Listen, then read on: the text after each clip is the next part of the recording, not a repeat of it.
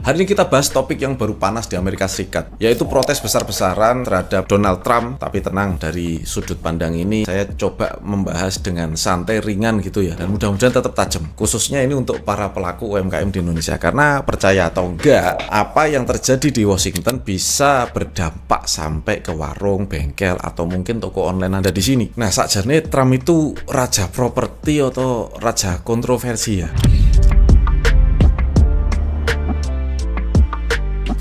Sebelum kita bahas protesnya, kita harus tahu dulu siapa sebenarnya Donald Trump. Bayangin, seorang anak muda dari Queens, New York, tumbuh besar dari keluarga yang kaya raya. Bapaknya ini, Fred Trump, adalah raja taipan properti. Tapi Donald ini tidak mudah puas hanya jadi pewaris. Dia pengen jadi bintang, orangnya ambis banget. Ia kuliah di Wharton School, sekolah bisnis paling bergengsi, dan di sana dia membangun kerajaan real estate-nya. Dia sebetulnya sebelum jadi presiden itu, Donald Trump ini udah lama jadi pengusaha properti. Tapi yang bikin dia terkenal bukan cuman gedung-gedung pencakar langit yang dibikin. Ini loh, lambene gitu.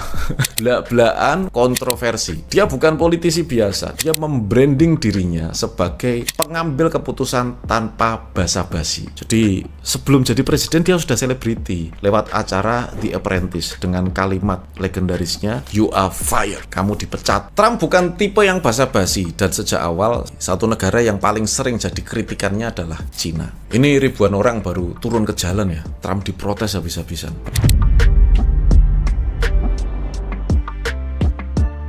Bayangin nih, suasana kota-kota besar di Amerika Serikat sekarang dipenuhi demonstran. Poster gede-gede bertulisan "Stop the Madness", "Demokrasi Matter". Bahkan ada yang menampilkan wajah Trump karikatur ala diktator. Pada 19 April 2025, menurut laporan Reuters, lebih dari 700 titik protes terjadi serentak di Amerika. Kenapa? Karena Trump kembali bikin gebrakan. Gawe ontran-ontran, memecat 200.000 pegawai federal. Wah, padahal tenan wong iki. Jadi melakukan deportasi massal terhadap imigran dan menaikkan tarif impor Cina. Masyarakat Amerika merasa tercekik karena aktivitas ini juga merugikan masyarakatnya sendiri. Maka muncullah gerakan bernama 50501 Movement ya, 50501 Movement. Mocone piye saya enggak tahu ini. Mereka menolak arah kebijakan Trump yang dianggap otoriter dan menghancurkan fondasi sosial.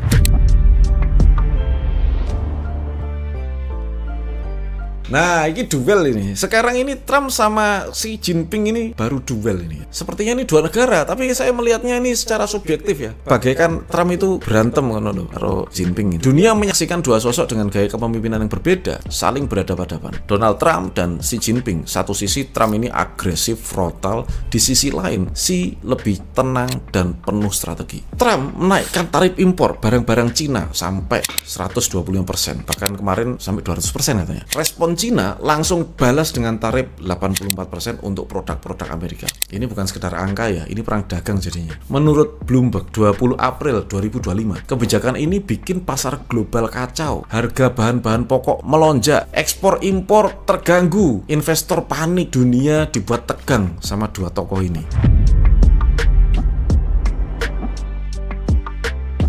Lalu, gimana sih dampaknya untuk kita, terutama saya dan Anda, terutama pelaku UMKM, ketika Cina sama AS gelut dewe, gitu, jalur dagang mereka terganggu, dan artinya peluang pun sebetulnya terbuka lebar. Negara lain bisa mengisi kekosongan pasokan. Indonesia sebenarnya bisa naik kelas, tapi kalau nggak siap, kita justru bisa kena imbas. Harga bahan baku naik, ongkos produksi pun ikut melonjak. Kayaknya sekarang saatnya UMKM harus berbenah, kita semua. Ya saya, ya Anda. Kita pahami pasar, cari alternatif bahan baru, networking yang baru.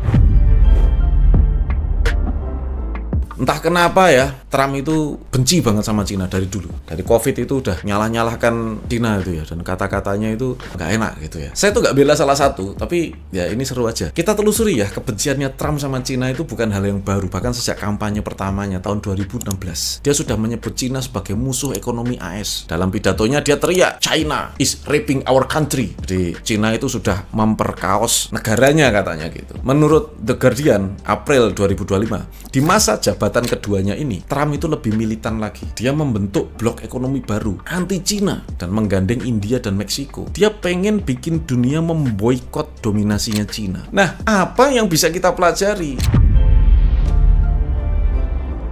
Pertama, bahwa dunia itu saling terhubung. Ketika satu negara besar bersin, dunianya ikut pilek. Yang kedua, di balik setiap krisis selalu ada peluang tersembunyi. Nah, kita mesti jeli nih, cari-cari nih. Kemarin aku ngobrol sama Ridwan Hanif, ngopi kita. Itu yang kita bahas nih. Setiap krisis selalu ada peluang tersembunyi. Tapi apa ya? Ya belum ketemu juga gitu ya. Dan yang ketiga, UMKM jangan cuma nonton. Sekarang saatnya kita jadi pemain. Manfaatkan e-commerce, cari tahu bagaimana mengemas produk lebih baik, menciptakan koneksi, dan juga kalau bisa menembus batas negara, ekspor. Apa iyo Indonesia bisa gantikan Cina?